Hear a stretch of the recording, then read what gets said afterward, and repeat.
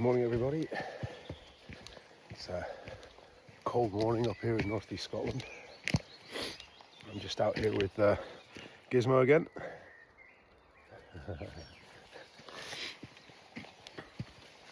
He's obviously found a deer scent. Loves it. Anyway, so for those just watching in for the first time, my name's David and I do little snippets about my own take on resilience, personal resilience in particular, what I think things I think are important to being personally resilient. Today I thought I'd just give you a little insight into what my typical day looks like in terms of how I maintain my resilience. So first and foremost, let's just be clear. I don't believe in the mainstream version of resilience. I don't think we get it right at all. It's not the ability to stay strong in the face of adversity. It's not the ability to grizz it out, as we used to say in the army. It's not the ability to endure, to keep calm and carry on. And it certainly isn't the ability to bounce back. Absolute bullshit. I prefer to define resilience as the ability to absorb challenges and maintain your typical routine. It's not exciting, it's not sexy, it's not glamorous, and it sure as shit isn't a motivational poster. Fucking kittens hanging in trees. Oh, hang in there. Yeah, alright, you keep doing that. Resilience, I prefer to describe what I call the safety net of resilience. So, if you consider a net, it's got multiple strands crisscrossing all over the place, and when something lands in it, it absorbs that thing, yeah, and brings it back to a neutral position. Well, that's what you want your personal resilience to do with any challenge in your life. You're going about your normal day, and something comes out of the woodwork that you weren't expecting. You know, whatever it is, an unexpected spend, something's broken in the house. Something happens to a loved one, doesn't matter. Whatever that challenge is, you want to somehow be able to absorb it. Yes, you will feel the pinch, depending on the scale of the challenge. But your safety net is what will keep the wheels turning, if that makes sense. So, and this comes down to your day-to-day mundane activities that you keep yourself busy with. So, what do I mean by those activities? So, I spent the better part of 20 years in the army, and as a result my body clock got properly set. But I would recommend that anyone who doesn't have a body clock kind of set for a time in the morning, particular time in the morning, make efforts to do that. It is worth it. Haven't heard an alarm clock in I don't know how long now, but I'm usually awake. Granted, it's a tad crazy early, but I'm usually awake somewhere between 4:30 and 5 in the morning. I don't necessarily think that people have to get up that early, but there are benefits to it. So I have got my electric, for example, in my house. I've got my electric on a off-peak, on-peak tariff. So what that means is that I can get up in the morning and I've got 2 hours in which to get all the expensive bits turned on and doing what they need to do, and ideally finished before 7 o'clock in the morning. Gizmo, go on. So that's things like I get the kettle on, and I've taken some of the savings I've made from the electric and I bought myself a 5-litre thermos. So I fill up the kettle, turn that on. Once that's done, I fill up the thermos. That's my brews for the rest of the morning. I don't have to keep boiling the kettle. The dishwasher, the washing machine. If it's winter time, and this being Scotland, we don't particularly get that much in the way of sun. Today being a rare exception. I put the batteries on to charge. We're talking like the big batteries for charging devices and things like that throughout the day. So nothing fancy, it's about the size of a car battery. but it's enough to charge the laptops, the phones, tablets, you know, all that sort of jazz, all the stuff for the kids. So we're not having to plug it into the wall. If it's getting into the summer weather, then I'll hold off for the day, because I've got solar panels that I put out. Ruggedized solar panels, nothing fancy, they're not sort of things fixed to the roof. Didn't go that route because it's so flipping expensive. And by the time you've recouped the money from using them, you'd have to buy more anyway. Because I think it was £9,000 to get 8 panels on my roof. Pretty daft. Anyway, once I've done that, so that's me done all the expensive electrics, all the big electrics, the white goods. Once they've been started and running, with the aim of them all being finished before 7 o'clock in the morning, which is when I go to the on-peak tariff and my electric costs go up by 30%, I then start looking at the next most important thing on the list, which is to make sure all the bills are paid. So I should add in here as well, the kids don't get up till 7 o'clock in the morning, so that 2-hour window is what I use to get all the important bits done, that basically things that keep the lights on, keep the wheels turning. If I know I'm going somewhere, then I need to make sure I check the car. If I'm expecting company, we maybe do a deeper clean of certain rooms that we don't use that often.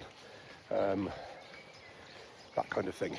But the bills are the key one. That's the one I typically do. Once I've done the electric, the bills are the thing I'll sit down with. I'll have my brew, I'll sit down and go through it. And again, this is something that's built up over time, because I've got a number of credit cards which I use. I rotate them, you know, periodically. I don't have them all in use at the same time, but that keeps my credit higher. Higher credit means better scoring in the eyes of the financial companies.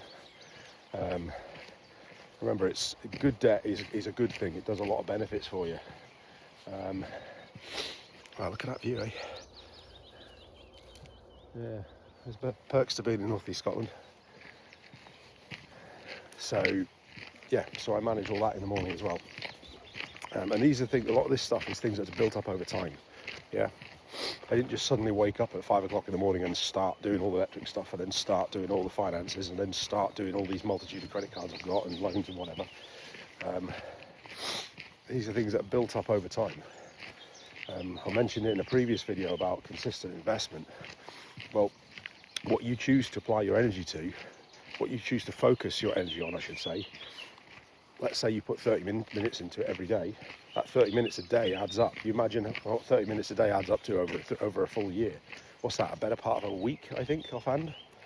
A full week? That's pretty mad. Imagine how good you might be at something if you could apply 24 hours a day for an entire week at it. Well, less sleep, of course. Let's put another 8 hours on that for sleep every day. So you're talking, what, 16 hours a day? That's probably, what, another week, another half week, 5 days, if you factor in sleep. In fact, let's go down here, show you this view. But you keep investing that time, over time it adds up. Now bear in mind, I've been doing this now since I got out of the military for, well, certainly not to begin with. It took me for several months to get my arse in gear. It was a little bit of a challenge getting out, but let's say roughly about three and a bit years ago. Look at that view, eh? That's not bad, eh? Certainly perks to being in North East Scotland. Come on in, Gizmo. Go on, Gizmo, go on. Go on. Yeah, you imagine I started doing this, what, three and a bit years ago. Every quarter, every 3 months, I'll look at what credit cards are available, apply for more. Again, adding more to my total available credit. Like I said, I rotate them periodically, so I'm managing what needs to be paid, what doesn't need to be paid. And this is all on 0% interest, I might add as well. Like I said, good debt. If I can do things that way rather than buying them on finance and things like that, that's what I will do. Because finance typically involves spending 10% plus on interest. Unless, and here's the thing, if you can't get your money in an account where you'll earn more than that in interest, it's not worth doing. So, yeah. Another thing I'll do as well, slightly less important than the bills. Hang on a second. Gizmo, safe. Good boy. I've got to go through the motions with him every time. Make sure he's well practiced. There you go, boy. Good boy, good boy. Go on. That's a good example of consistent investment. The amount of time it took me to get him to do that. Literally just spending 5 minutes periodically every day, just going through the commands, bit at a time. Adds up. Anyway.